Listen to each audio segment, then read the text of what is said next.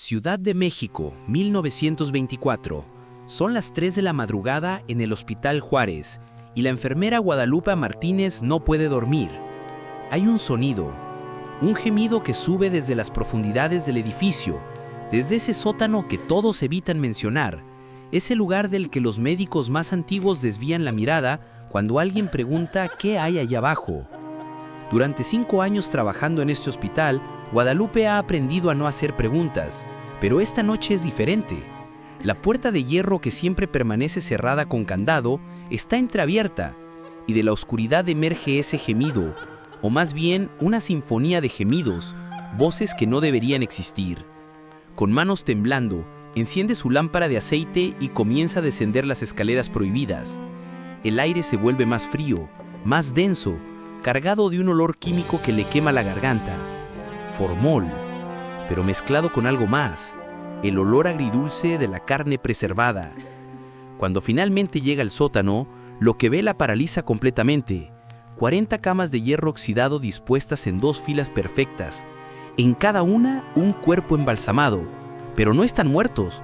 Sus ojos se mueven frenéticamente siguiendo cada uno de sus movimientos. Sus bocas están cosidas con hilo negro, pero se contorsionan intentando gritar.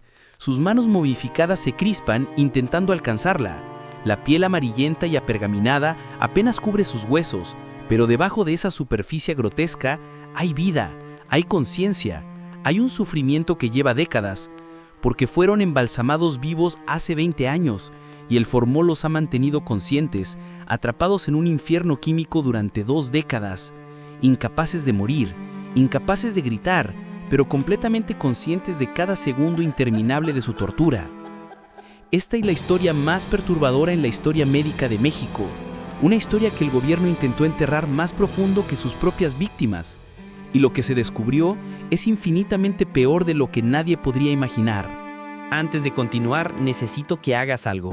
Escribe en los comentarios de qué país y ciudad nos estás viendo. Quiero saber hasta dónde ha llegado esta historia, porque lo que voy a revelarte no solo ocurrió en México. Este secreto tiene ramificaciones en toda América Latina y posiblemente alguien en tu ciudad sepa más de lo que imaginas. Comenta ahora, país y ciudad. Ahora déjame llevarte a la Ciudad de México de 1904. El Hospital Juárez no era un hospital común. Construido sobre las ruinas de un antiguo convento colonial, sus muros habían visto siglos de muerte antes de que la ciencia moderna llegara a reclamarlos. Ese año llegó el doctor Lisandro Ochoa, con credenciales impecables de universidades europeas. Especialista en anatomía patológica y técnicas de preservación. Su obsesión, perfeccionar el embalsamamiento. Crear un método que preservara el tejido humano indefinidamente, sin degradación. Le dieron el sótano como laboratorio privado. Nadie cuestionó las entregas nocturnas. Nadie preguntó por qué necesitaba tantos especímenes. Y nadie sospechó que sus sujetos llegaban vivos a su mesa de operaciones. Durante 20 años, el Dr. Ochoa perfeccionó su técnica. Seleccionaba indigentes, pacientes sin familia, personas que nadie echaría de menos. Los sedaba, los bajaba al sótano y los embalsamaba conscientes. Había descubierto que si el proceso comenzaba mientras el corazón aún latía, los químicos circulaban mejor. Y más importante, había descubierto algo que la ciencia no podía explicar. El formol no los mataba, los suspendía, los atrapaba en un estado entre la vida y la muerte, donde el tiempo pasaba diferente, donde cada segundo se sentía como una eternidad, donde la conciencia permanecía intacta dentro de un cuerpo que lentamente se convertía en momia viviente. 40 personas, 40 infiernos personales. Y cuando Guadalupe los encontró esa noche de 1924, llevaban ahí 2 décadas. Algunos, incluso más. Los primeros pasos de Guadalupe en ese sótano resonaban como tambores fúnebres contra las paredes de piedra. La luz de su lámpara proyectaba sombras danzantes que hacían parecer que las figuras en las camas se movían más de lo que realmente lo hacían. Pero pronto se dio cuenta, no era ilusión, se movían. Se acercó a la primera cama. Un hombre de mediana edad, o que había sido de mediana edad hace 20 años. Su piel tenía el color del pergamino viejo, amarillenta y tirante sobre los huesos prominentes. Los ojos hundidos pero húmedos, brillantes, vivos. Y cuando la miraron, Guadalupe vio algo que la desgarró por dentro, súplica desesperada. La boca del hombre estaba cosida con hilo quirúrgico negro, puntadas gruesas que atravesaban los labios marchitos, pero detrás de esos labios sellados, algo se movía. La lengua intentando formar palabras que nunca podrían escapar.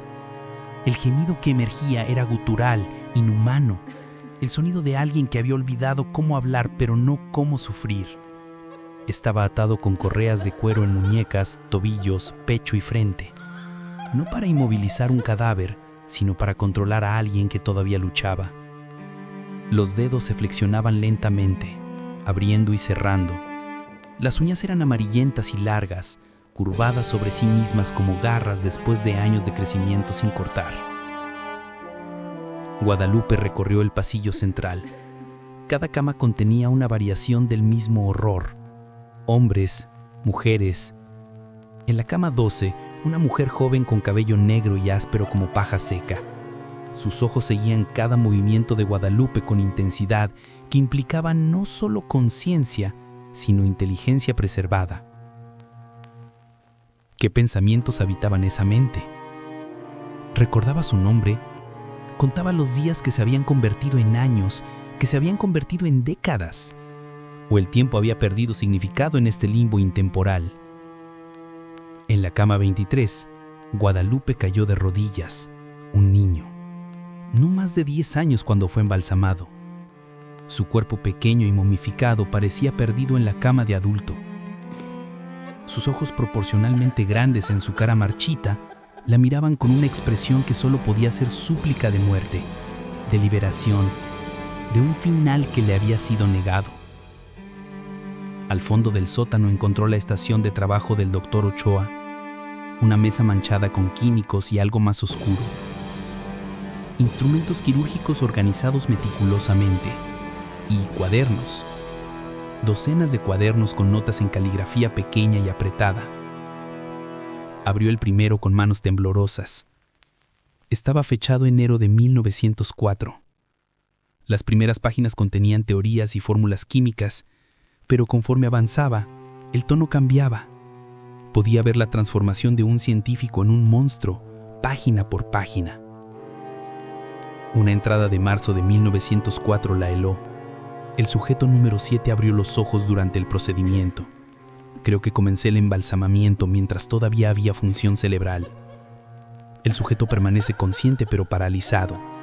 Esto representa un dilema ético, pero también una oportunidad científica sin precedentes. Ochoa no había cometido un error. Había hecho un descubrimiento y en lugar de horror había sentido curiosidad.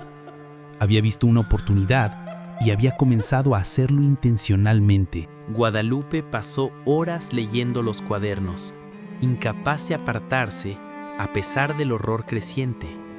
Ochoa había documentado todo meticulosamente, cada experimento, cada sujeto, cada descubrimiento macabro. Había perfeccionado su técnica durante meses. Descubrió la concentración exacta de formol que preservaría tejido sin causar muerte inmediata. Aprendió que si comenzaba la infusión arterial mientras el corazón aún bombeaba, los químicos circulaban por todo el cuerpo de manera más efectiva. Pero el descubrimiento más perturbador era que el formol creaba algo que la ciencia no podía explicar: una suspensión vital. El metabolismo se ralentizaba casi hasta detenerse, pero no completamente. Las células nerviosas permanecían vivas, funcionando a una fracción de su velocidad normal. Una entrada de abril de 1904 describía su primer sujeto intencional. Seleccioné al sujeto 9 del pabellón de indigentes, un hombre sin familia. Le administré sedante pero no anestesia letal. Comencé el embalsamamiento mientras estaba vivo. El procedimiento fue perfecto. Despertó 3 horas después completamente preservado, completamente consciente, completamente inmóvil excepto por sus ojos. He creado el espécimen anatómico perfecto. A lo largo de 1904 y 1905, Ochoa había seleccionado víctimas cuidadosamente. Pacientes sin familia, indigentes, personas invisibles para la sociedad. Les daba sedantes, los llevaba al sótano y los embalsamaba vivos mientras sus corazones aún latían. Aprendió a coser sus bocas para silenciar los gemidos, desarrolló el sistema de correas para inmovilizarlos y registró todo con la frialdad de un científico documentando experimentos con ratas de laboratorio. Lo más escalofriante eran las observaciones a largo plazo. Los sujetos no morían. Años pasaban y permanecían conscientes. Un latido cardíaco podía tomar una hora. Una respiración podía tomar un día. El envejecimiento se había ralentizado casi hasta detenerse, pero la conciencia permanecía intacta. Una entrada de 1908 decía: el sujeto 1 lleva 4 años en este estado. No muestra degradación física. Sus ojos siguen estímulos. Cuando aplico dolor, sus pupilas se dilatan. ¿Qué experimenta? ¿Los 4 años se sienten como décadas en su percepción temporal alterada? No puedo preguntarle, pero a veces desearía poder hacerlo. Para 1915, Ochoa tenía sus 40 especímenes completos. Pero entonces algo cambió en su escritura. Las entradas se volvieron más erráticas, más perturbadas. Junio de 1915. Veo comunicación entre ellos. Cuando uno mueve sus ojos de cierta manera, otros responden.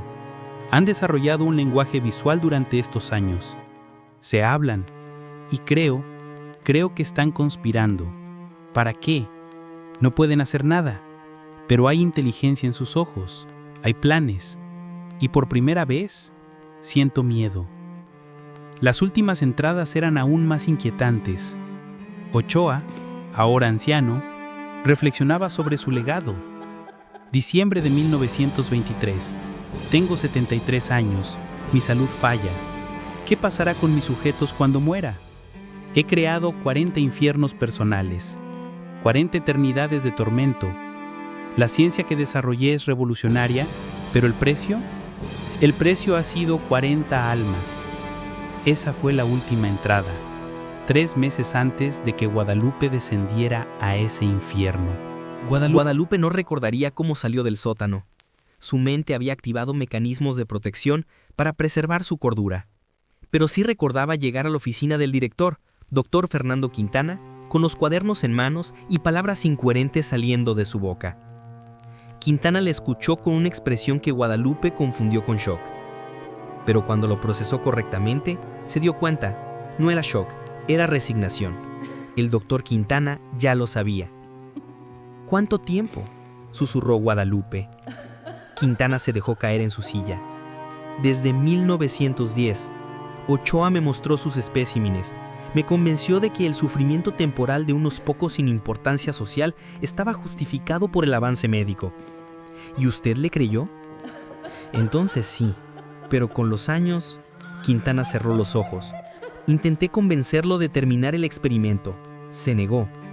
Dijo que hacerlo sería desperdiciar décadas de investigación invaluable. ¿Y después de su muerte? No soy el único que sabe. Ochoa tenía protectores, oficiales del gobierno fascinados por su trabajo, académicos que codiciaban sus descubrimientos. Me advirtieron que si revelaba esto, sería yo quien terminaría en una de esas camas. Guadalupe intentó ir a la policía. El capitán que recibió su denuncia sacudió la cabeza. ¿Tiene idea de las consecuencias políticas? El Hospital Juárez recibe fondos directamente del gobierno. Si sale a la luz que durante 20 años hubo prisioneros siendo torturados, las cabezas que rodarían serían de gente muy poderosa. ¿Entonces simplemente los dejamos sufrir?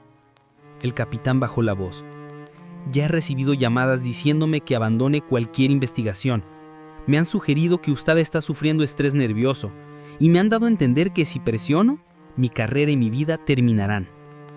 Desesperada, Guadalupe regresó al sótano una noche de abril con morfina robada, suficiente para matar a un ejército. iba a darles el regalo de la muerte que les había sido negado.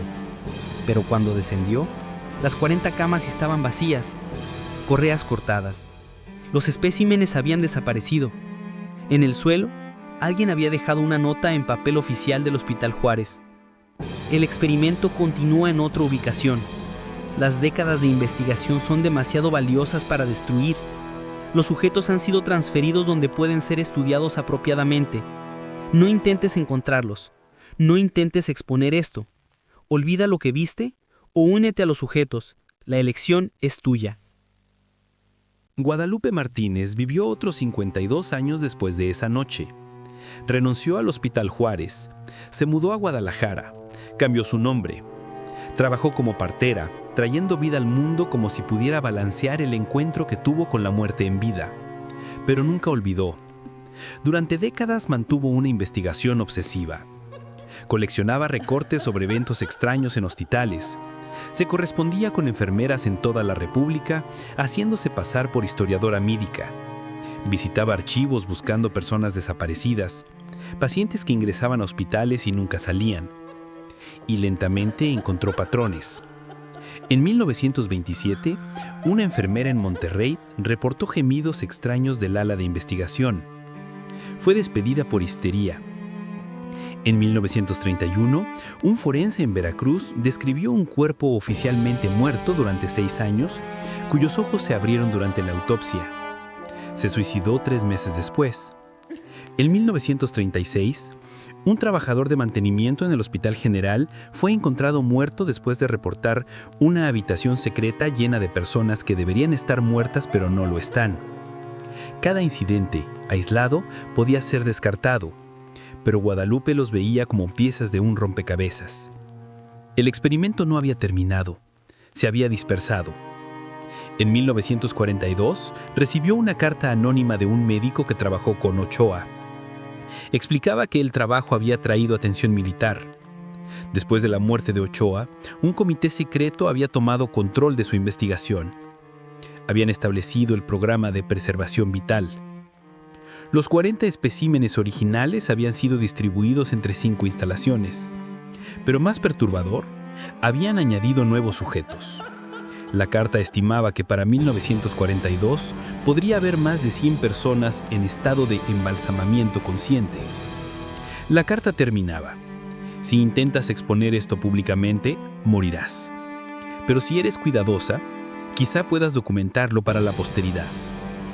Alguien, algún día, necesitará saber lo que sucedió. Guadalupe compiló más de 1000 páginas de evidencia hasta 1976. En 1970, un periodista joven llamado Roberto Castillo la contactó investigando rumores de experimentación no ética.